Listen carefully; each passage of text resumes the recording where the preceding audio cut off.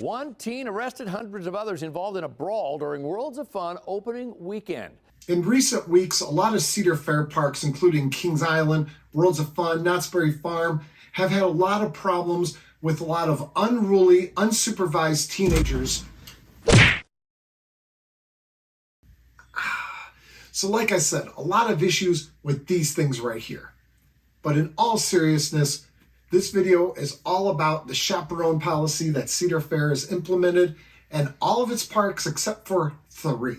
Obviously, at any time, any of those 3 parks can release a statement saying that they're introducing a chaperone policy of their own. But as of today, Saturday, April 22nd, they have not said anything, while all the other parks have released statements already.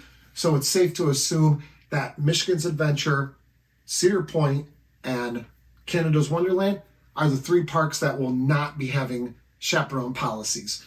So in case you're unfamiliar with what's going on, there were a lot of fights on Worlds of Fun's opening day. That was April 8th. They had a bunch of fights with teenagers and stuff throughout the park. And then at Kings Island opening day, which we were there, but we left pretty early in the day, so we didn't see any of this happen. There were a lot of teenagers running through the park, and word was that, I don't know if someone had a gun in the park. I don't see how that would be possible. I think it was in the parking lot, I think. In the parking lot? Okay, that's very possible because you have to go through metal detectors to get into the park. Most of the time it seems to be with big groups of huge teenagers, like just big crowds running through, causing problems. What we're going to do is we're going to talk about our opinions about the chaperone policy. Now, you'll have an opinion from me, an adult, a parent, and then also a unique perspective because you are 15.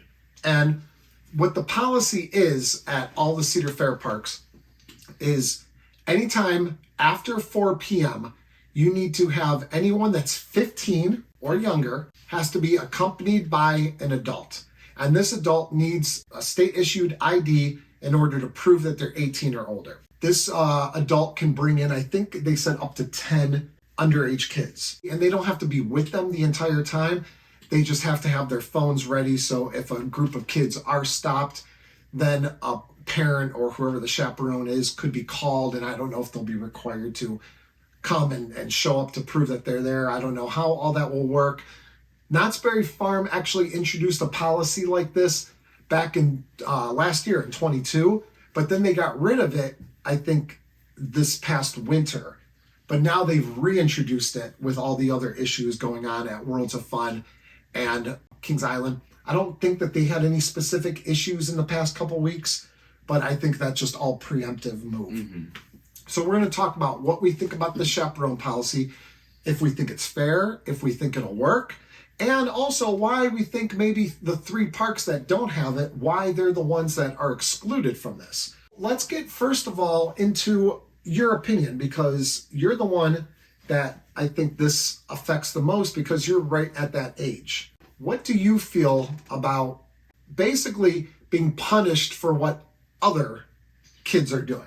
I think that it does suck for people in that age group that don't do anything wrong and follow the rules. I think it does suck for them that they are being punished for them, what... meaning you. Yeah, for being punished for what some teenagers are doing. But I think you have to do... there's not really a good way of going about this or a perfect way of going about this. No. There's no way that they can make everyone happy and fix every problem. And okay, that's a very mature way to look at it. But they do have to do something. That's a fact. Definitely. Because watching some of the news stories from the Worlds of Fun incident, there was one woman who had video of her and her family. They were like basically trapped in their car while all this stuff was going around them in the parking lot. And she went on and said that she will not bring her family back to Worlds of Fun until something is done. So there's like a fight in the parking lot? Yeah, I think it's spilled out. I think it's spilled out from like inside like the park and then kind of spilled out into the parking lot. Okay. And just kind of like went all over, and it was just complete chaos. I have no desire to ever go back to Worlds of Fun unless something else changes. Someone like this woman who wanted to just bring her family to opening day of Worlds of Fun and have some fun with her family, she is now saying that she will not be coming back. What I think that, if anything, I think that this just sends a message to adults and families and people that might be afraid to go to the park. I think that this sends a message that, hey, we're willing to do something. Now, you said it's not perfect. Nothing's going to be perfect. No law or rule or policy or anything is perfect and is going to get rid of 100% of the problems. But the fact is, if teenagers are causing these problems, and not saying adults, not saying 18-year-olds, not saying 65-year-olds, not saying there's no group of people that won't cause any problems, but the fact is that all of these incidents that have happened at parks, and it's not just Cedar Fair parks, like Kennywood had an incident last year where something happened, but any sort of amusement park, it always turns out to be teenagers. So you're the problem. Me? So, yes, you. So obviously you can't just kick out all teenagers. That wouldn't be fair to the people like Milo that follow the rules, some of your friends that ride roller coasters that you know, that are in the similar age group as you. It's not fair. So you can't kick out all teenagers. That's unrealistic to kick out all teenagers from amusement parks. And plus most of the people, or a lot of the people that go to parks are teenagers. So they would lose all that. Yeah, but that's not going to happen for a bunch of reasons. So what they're doing is they're saying, okay, if there is an adult with them, now they're less likely to cause trouble. The issue arises with a lot of these parks that have drop-off zones. Like I know Kings Island has like a big old drop-off zone, and you'll see cars lining up and hordes of kids getting out, and the parents just drive off. And there you go. Their kids are just left unsupervised, and who knows what they're doing. I've heard some people say the parks can't be used as babysitters. I don't know if I would go as far as to say that these parents are using the park as a babysitter, but it is something that the parents are using to get their kids out of their hair for a little while so they can go off, and the parents can go off and do what they need to do, and the kids can go off and just spend all day in an amusement park and then get picked up at the end of the day. So I don't really feel like it's being used as a babysitter per se. I think just like any mall or any place where a movie theater where kids are dropped off and they go on their own while parents leave and go do their own thing until they pick up their children. It's all the same thing. I don't believe that movies are used as a babysitter or malls or anything like that.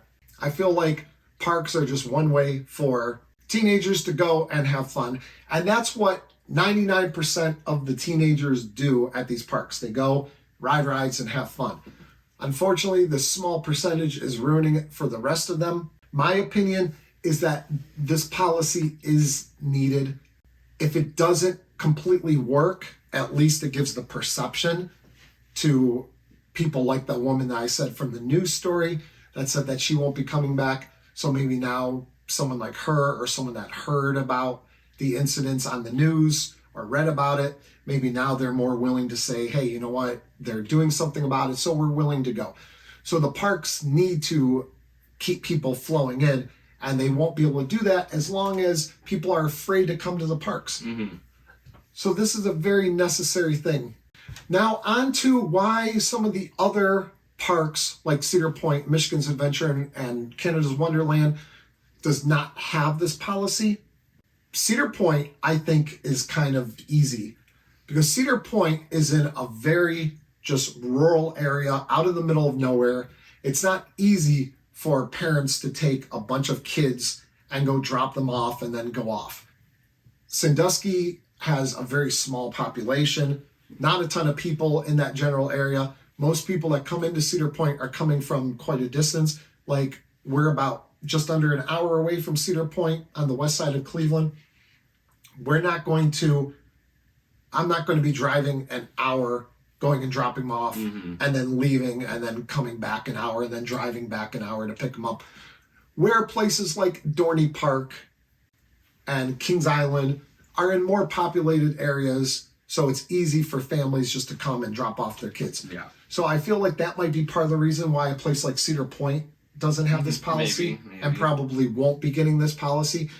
Canada's Wonderland, they're in Canada, completely different country and completely different issues going on up there. And they don't have the gun issues that the United States has. And like I said, a couple of these parks had like Kennywood. there's an issue with the gun. Yeah. Kings Island gun. That's not going to happen at Canada's Wonderland because there's no shootings and that stuff just doesn't happen. That doesn't happen nearly as much as it does in the U.S. So maybe they feel like they don't need to address this yet. And also Canadians just might be more well-behaved. Yeah, United States just got some bad people. And Michigan's adventure, kind of along the same line as Cedar Point, where maybe they're more in like a rural, out-of-the-way area where people aren't going to be just like coming in from just populated cities in droves and coming in and dropping off their kids. So that's the only thing that we could really think of as far as why those three parks don't have the policy. Yeah, so by the time you see this video, Cedar Point, Canada's Wonderland, Michigan's Adventure may all send out a press release saying that they're introducing the chaperone policy. All we're doing is saying why we think that they don't have that policy put in place just yet. So that is it with this video. Please, if you're new to this channel, go ahead and subscribe, like it. If you're revisiting our channel and already a subscriber, thank you again for coming to this channel. And if you are one of our channel members, thank you very much. We're going to put your names right here for your shout out. Channel members. And if you want to be privy to shout outs during videos and special videos and special like pictures that we're going to be releasing more from like amusement parks, like more personal pictures that we're going to be putting in the community pages on YouTube that will only be for channel members. If you want to have all that exclusive access and just help out the channel a little bit more, then please go into the description and there's a link to the channel member page, and you have 2 different tiers to choose from. Either one is greatly appreciated. So that's it from us here at Beach Cliff Studios. Thank you for watching. We'll see you guys next time.